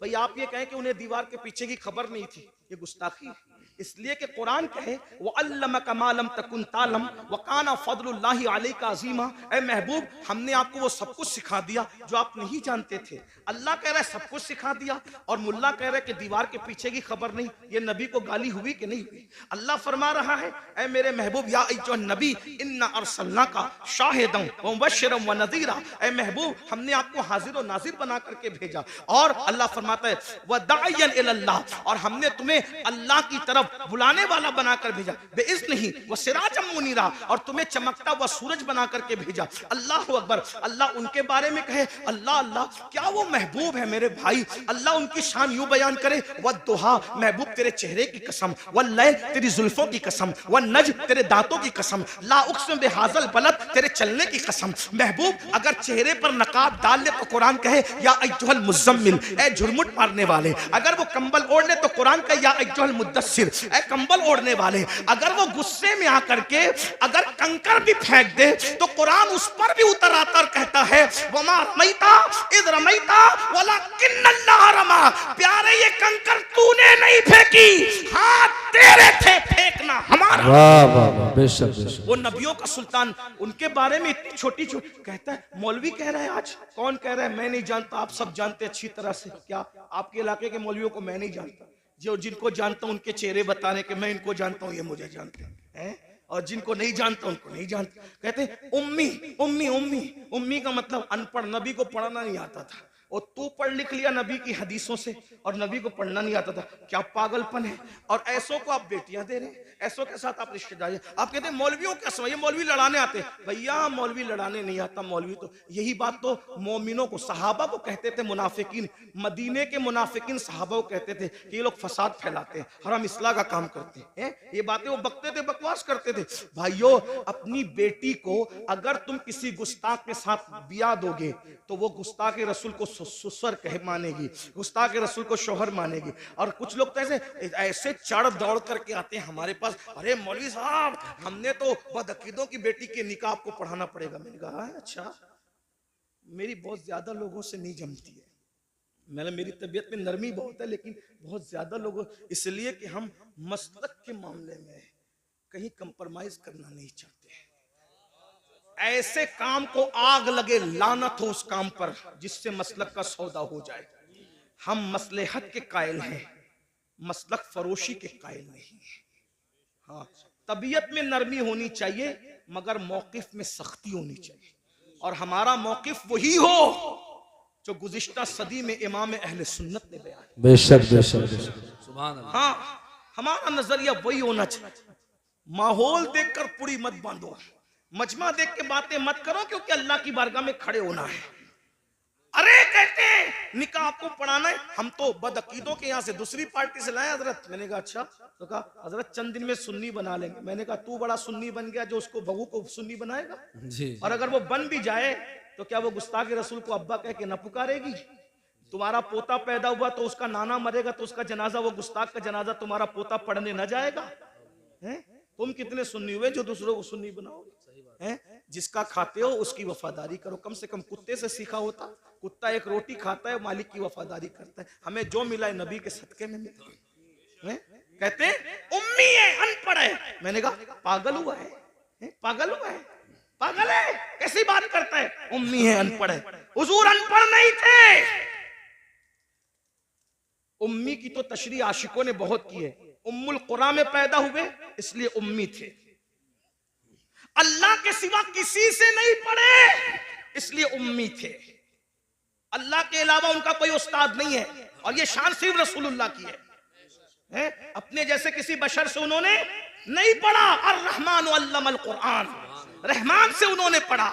अल्लमल इंसान अल्लमहुल बयान, खलकल इंसान अल्लमहुल बयान। अल्लाह ने इंसान को पैदा किया और इल्म बयान सिखाया। वो अल्लमका मा लम तकुन तालम। मेरे इमाम कहते हैं ऐसा उम्मी किस लिए मिन्नत कशे उस्ताद हो, ऐसा उम्मी किस लिए मिन्नत कशे उस्ताद हो। क्या किफायत उसको इकरा रब्बुकल अकरम नहीं? क्या किफायत उसको इकरा रब्बुक? और उम्मी का एक माना माँ वाला भी होता है कि मेरे नबी माँ वाले थे, यानी माँ होने की एतबार से मेरे नबी की माँ जैसी थी, वैसे किसी की माँ हो भी नहीं सकती। हुजूर माँ वाला, बेशक बेशक मतलब माँ वाला, उम्मुल कुरा वाला, माँ वाला। उम्मुल किताब वाला भी उम्मी होता है, क्योंकि कुरान का एक नाम उम्मुल किताब भी है। उम्मुल किताब। अब आप कहते हैं अनपढ़। मैंने आखिरी बात कर दूं, चिट्ठियां इसलिए कर दूं वरना खत्म कर रहा। लोग क्या कह रहे हैं? क्या कह रहे हैं? ये लोग आपकी बस्तियों में रहते हैं, उन उम्मी थे अनपढ़। मैंने कहा भाई उम्मी थे, अल्लाह के शागिर्द थे, अल्लाह से पढ़ा था, लेकिन हुजूर का ये फरमान नहीं सुना। आका फरमाते अना मदीनतुल इल्म। आका ने क्या फरमाया? अना मदीनतुल इल्म। अनपढ़ कह रहे हो नबी को, नबी करे मैं इल्म का शहर हूं। वो अली जुन बाबू, हाँ, और अली उसका दरवाजा है। नबी ने क्या कहा? मैं इल्म का, बोलो मैं इल्म का, मैं इल्म का शहर किसको कहते हैं?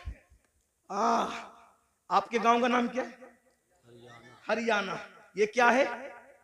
बोलो भाई, जो समझ में आ रहा है बोल दो, इस्लाह हो जाएगी। ये क्या है? शोरूम जाना होता है तो कहां जाते हो? मुरादाबाद है? और मुरादाबाद में नहीं मिलता तो कहां जाते हो? दिल्ली। और दिल्ली में सब मिल जाता है। क्यों? शहर की तारीफ बहार शरीयत में, जहां जुमा के कयाम के लिए बहस आई है, फतावा रज़विया में भी, बहार शरीयत में भी एक शहर का होना भी बयान किया गया। जी। शहर का होना भी बयान किया गया कि शहर का, यानी शहर का होना, शहर और शहर की तारीफ क्या बयान की? शहर की तारीफ में एक बात ये भी बयान की कि जिसमें बाजार हो, जिसमें हाँ बाजार हो। बाजार उर्दू की किताब है, बारे शरीयत उठा के देख ले, आलिम बनाने वाली किताब है। और तो फतावा रज़विया में भी है, जुमा के लिए शहर हो और शहर के लिए एक बात ये भी है, निशानी शहर की क्या है? उसमें क्या हो? बोलो भाई क्या हो? बाजार। और बाजार जो होता है ना शहर का, उसमें सब मिलता है। बोलो भाई क्या मिलता है? बाजार में। दिल्ली में आप बाजार में जाएंगे ना तो कोई ये नहीं कहेगा कि ये नहीं मिलता, क्योंकि एक बाजार नहीं होते, कई बाजार होते है ना। ये नहीं मिला तो वहां नहीं मिला। और मुंबई, दिल्ली से बड़े बड़े शहर में बड़े बड़े बाजार होते हैं। अब सुनना, नबी क्या कह रहे हैं? अना मदीनतुल इल्म। मैं इल्म का गांव नहीं हूं, इल्म का शहर हूं। और शहर में हर चीज मिलती है। वो बता, अगर हर इल्म चाहिए मेरे पास आओ, साइंस यहां से मिलेगी, टेक्नोलॉजी यहां से मिलेगी, अलजेब्रा यहां से मिलेगी। अरे अलजेब्रा पे लोग घमंड करते हैं। किसी और जबान में अलीफ लाम के साथ कोई बात करता हो तो बताओ, ये अलजेब्रा ही बता रहा है कि ये अरबियों का दिया हुआ है। ये अलजेब्रा ही बता रहा है कि ये अरबियों का। नबी कहने मैं इल्म का शहर हूं, जैसे शहर में सब मिलता है वैसे मेरे यहाँ हर इल्म मिलता है। लेकिन मुझे बताओ, क्या मुरादाबाद वाले ये कह सकते हैं कि मैंने पूरा मुरादाबाद देखा है? दिल्ली वाले कह सकते हैं मैंने पूरा दिल्ली देखा है? मुंबई वाले कह सकते हैं मैंने पूरा मुंबई देखा? बोलो कोई कह सकता है? नहीं। पूरा शहर पैदा होके आदमी मर जाता है शहर में, लेकिन गली गली घर घर नहीं देख पाता। तो नबी कहने मैं इल्म का शहर हूं। अरे जब तू दिल्ली जैसा शहर पूरा नहीं घूम सकता तो इल्म का शहर मुस्तफा जाने रहमत को तू क्या जान सकता है? तो अब शहर की पहचान कैसे होती है? तो शहर का एक दरवाजा होता है, जितना बड़ा दरवाजा होगा शहर का अंदाजा उसी से लगाया जाएगा। नबी कह रहे हैं अना मदीनतुल इल्म, मैं इल्म का शहर हूं। वाली चुन बाबूहा, अली उसका दरवाजा है। दरवाजे को देखकर शहर का अंदाजा लगाओ। अरे जब दरवाजे की ये शान है, कहते सलूनी सलूनी सलूनी, मुझसे जो चाहो पूछ लो मैं तुम्हें जवाब दे दूंगा। तुम जमीन के जितने रास्ते जानते हो उससे ज्यादा मैं आसमानों के रास्ते जानता हूं। तो जब दरवाजे की ये शान है तो शहर इल्म मुस्तफा जाने रहमत की शान का आलम। सुभान अल्लाह, नारे तकबीर। याद रखो, इसी अकीदे पे कायम रहो। अपनी बेटियां आशिकों के यहाँ दो, गुस्ताखों के यहाँ मत दो। और आखिरी दो जुमले, सिर्फ नबी के गुस्ताख नहीं, सहाबा के गुस्ताखों को भी, वाह वाह वाह, अहले बैत के गुस्ताखों को भी बेटी न देना। क्योंकि शिफा शरीफ में काजी अयाज लिखते हैं कि एक शख्स मर रहा था। तवज्जो, शिफा को अगर मानते हैं काजी अयाज की तो सुन लो। एक शख्स मर रहा था, उसकी जबान पे कलमा नहीं आ रहा था। लोग कहते थे तू कलमा नहीं पढ़ पा रहा है, तो वो कहता था मैं अबू बकर उमर के गुस्ताखों के साथ बैठता था, इसलिए मेरी जबान पे कलमा नहीं आ रहा है। मेरे भाई, जो अबू बकर और सिद्दीक और फारूक आजम के गुस्ताखों के साथ बैठे, सिर्फ गुस्ताखी ना करे, सिर्फ बैठे, मरते वक्त उसकी जबान पे कलमा नहीं आता। तो जो रसूलुल्लाह के गुस्ताखों से रिश्तेदारी करे, मरते वक्त उसकी ज़बान पे कैसे कलमा आएगा? आपके ज़िम्मे है ईमान कैसे बचाते हो। उन्हें जाना, उन्हें माना, न रखा गैर से काम। लिल्लाहिल हम्द, मैं दुनिया से मुसलमान गया। मेरा वक्त तो पूरा हुआ, 2 मिनट मैंने ज़्यादा लिया, उसके लिए माज़रत। अस्तग़फिरुल्लाह रब्बी मिन कुल्लि ज़म्बिन व तूबु इलैहि। अभी जाना नहीं, महफिल जारी रहेगी। ऐसी महफिल सजने के लिए बहुत मेहनत लगती है। अभी मुफ्ती साहब का खिताब होना है। हम लोग इसलिए जल्दी आ गए कि जल्दी जाएंगे तो जल्दी महफिल शुरू हो जाएगी। हम लोग पब्लिक देख कर नहीं आते। हाँ, 72 भी हो ना, वफादार चलेंगे। लेकिन अल्लाह ने आपको भेज दिया, आप सब आ गए माशाल्लाह। हम तो माशाल्लाह 8:30 या 8:35 से यहाँ के बैठे हैं। हाँ अल्हम्दुलिल्लाह, मुफ्ती साहब भी तकरीबन 8:45 के करीब आ गए थे, 8:45 या 9 के आसपास वो भी आ गए। तो ये उलमा पहले, और मैं तो आपको मशवरा दूंगा ऐसे ही करो।